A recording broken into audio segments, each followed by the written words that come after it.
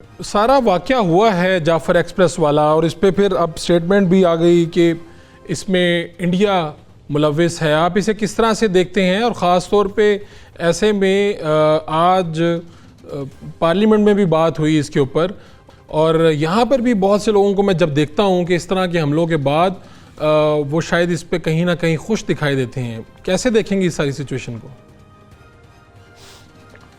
जी शुक्रिया, आपने मौका दिया। देखिए, पार्लियामेंट ने तो आज करारदाद पास की है और वो यूनानिमस करारदाद थी। ये खुशाइन चीज़ है। उसके बाद एक एपेक्स कमेटी मीटिंग हुई है सिविल और मिलिट्री क़यादत की कोयटा में, जिसमें प्राइम मिनिस्टर साहब ने बड़े वाशगाफ अल्फाज में इस चीज़ का इहादा किया है कि दहशत गर्दी की इस जंग में कोई दकीका फरोगज़ाश्त नहीं किया जाएगा और जितने रिसोर्सेज चाहिए इसमें दिए जाएंगे, और इसके बाद दहशत गर्दों के लिए कोई जाए पनाह नहीं होगी और उनका कोई क्वार्टर उनको नहीं दिया जाएगा।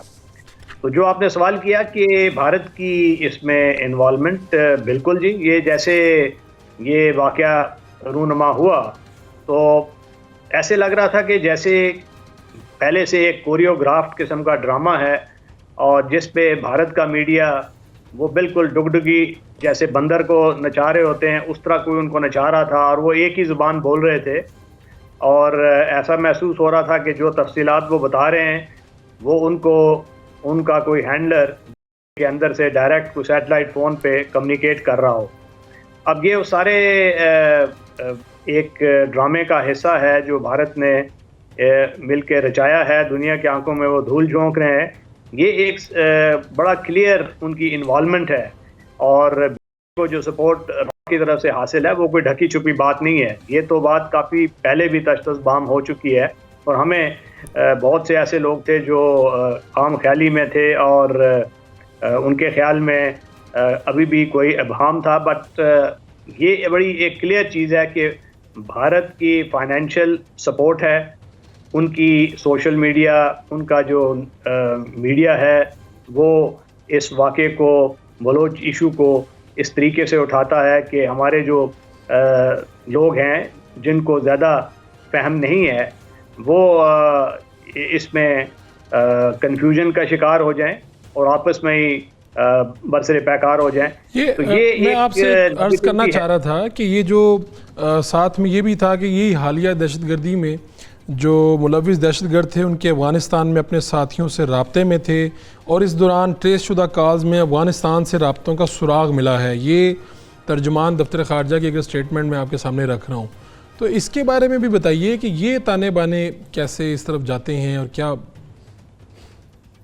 जी देखिए, बदकिस्मती से हमारा जो इस वक्त नेबरहुड है वो काफ़ी डिस्टर्ब और डिस्टेबलाइज्ड है। वेस्टर्न बॉर्डर्स पे अफ़गानिस्तान एक ऐसी हुकूमत है जहाँ पे जिनका अपने इलाके पे कोई अमलदारी नहीं है और उनके इलाकों में महफूज कमीन गाहें हैं जहाँ ये दहशतगर्द जाके पनाह लेते हैं। वहाँ पे जो तहरीक तालिबान पाकिस्तान उनके मुस्तकर हैं, वहाँ वो ट्रेनिंग भी होती है, सुसाइड बॉम्बर भी उनको वहाँ से बना के दिए जाते हैं और उनका आना जाना, लॉजिस्टिक, सस्टेनेंस सारी वहाँ से होती है। ये दोनों ये BLA और TTP एक दूसरे की मुआवनत कर रहे हैं। तो कभी वो अफ़गानिस्तान में पनाह लेते हैं, कभी वो ईरान में जाके पनाह लेते हैं और भारत की मुआवनत तो उनको हासिल ही है। तो ये जो BLA है ये अब कैसे इससे निपटा जाए? यानी ये वाक़या तो बहुत बड़ा है, वज़ीर-ए-आज़म पाकिस्तान वहाँ पे गए हैं, ये सारी सूरत हाल जो 2-3 दिन गुजरे बड़े तकलीफ़ दे थे और इतनी बड़ी तादाद में मुसाफिर थे, फिर हाईजैक किया गया इस ट्रेन को।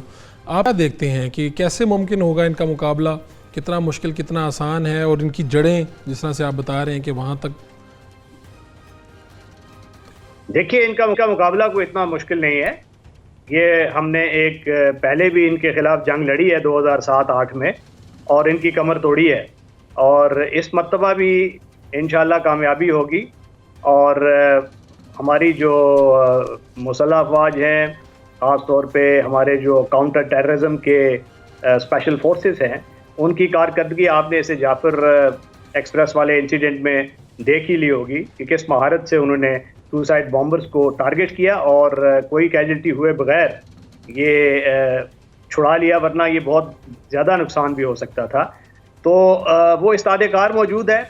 اب اس کو ایک منظم طریقے سے ان کے گرد گھیرا ڈالنا ہے اور ان کا گلا کما کرنا ہے. اب یہ جنگ ان کے جو سپورٹ بیسز ہیں وہاں پہ لے کے جانی ہے تاکہ یہ ان کو ری گروپ ہونے کا موقع نہ ملے اور جہاں بھی یہ چھپے ہوئے ہیں ان کو ایک ایک کر کے ہنٹ کیا جائے. ایک بات جو میں دیکھ رہا ہوں جو شاید پہلے اس طرح سے واقعات پہ نہیں دیکھنے میں آتی تھی کہ جس طرح سے آج جو وزیر دفاع نے بھی اس کا ذکر کیا پارلیمنٹ میں اپنی تقریر میں کہ جی پروپیگنڈا کیا گیا اور انہوں نے تو نام لیا پاکستان تحریک انصاف کی طرف سے.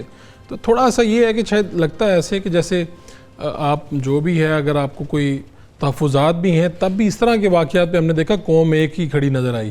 اس طرح اس کیا کہیں گے یہ جو سینٹیمنٹ ہے چاہے چھوٹا سا ایک طبقہ ہوگا لیکن اس پہ کیا کہیں گے آپ؟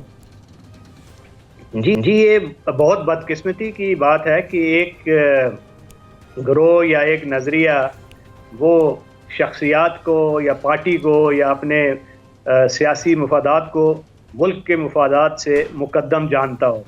تو یہ سوچ بہت منفی ہے اور یہ اسی سوچ کا شاخسانہ ہے کہ سوشل میڈیا پہ وہ اگر کوئی ہمارے جہاں کی بازی لگا رہے تھے کل اسپیشل فورسز اور ادھر یہ ایک زہریلا پروپیگنڈا ہو رہا تھا اور وہ اس قسم کا پروپیگنڈا تھا کہ انڈائریکٹلی وہ سپورٹ مل رہی تھی جو کہ دہشت گرد ہے. تو یہ ایک سیاسی پارٹی کو بھی یہ سمجھنا ہوگا کہ سیاست کو اور ملک کے جو سیکیورٹی کے انٹرسٹس ہیں ان کو بالکل علیحدہ رکھ کے ایک محب وطن کی طرح سوچے. اور اگر ایسا نہیں سوچیں گے تو پھر آہستہ آہستہ وہ ایلینیٹ ہوتے جائیں گے اور مارجنلائز ہوتے جائیں گے ایک پولیٹیکل فورس.